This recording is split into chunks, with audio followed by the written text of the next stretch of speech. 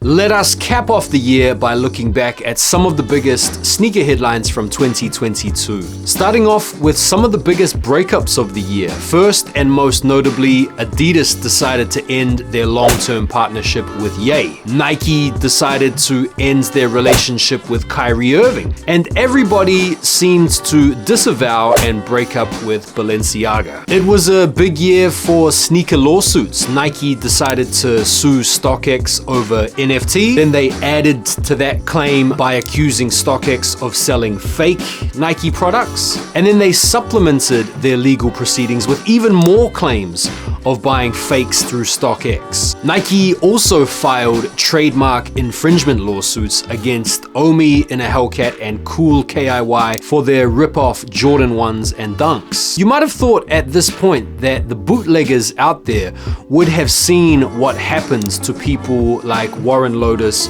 and John Geiger and just left these silhouettes alone and proceeded to do their own creative thing using their own creativity.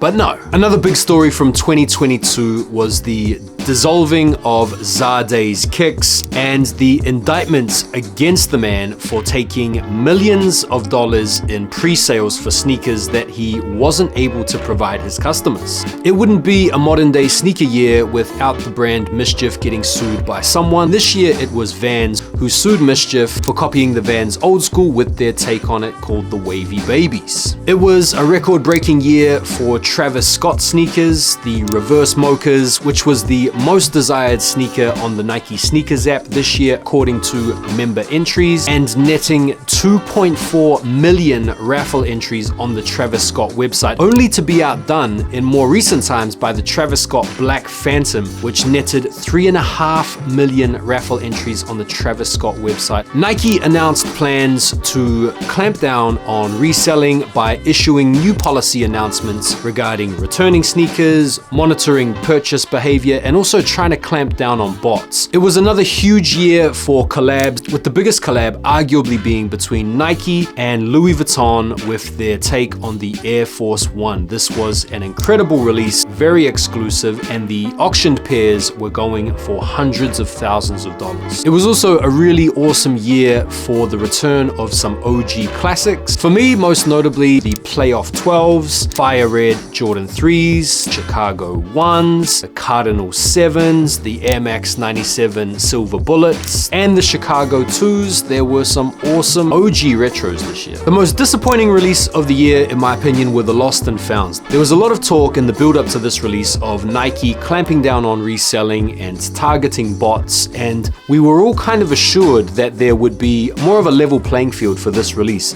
That, coupled with an unprecedented level of stock, got a lot of people thinking that they might have a chance to cop, and if they didn't, the resale would be low, but this didn't happen. We saw the backdooring happen long before the release. The release was botted to high hell and the resale was quite high, and so it had a lot of people coming off the back of the release feeling ultimately let down and disappointed. From that same spectator standpoint, I feel like one of the best and fairest releases this year were the Amamanier 4s. There were still bots involved in the release of the Amamanier 4s, but at least they went to some lengths to give people an opportunity to cop in a raffle via Instagram video submission.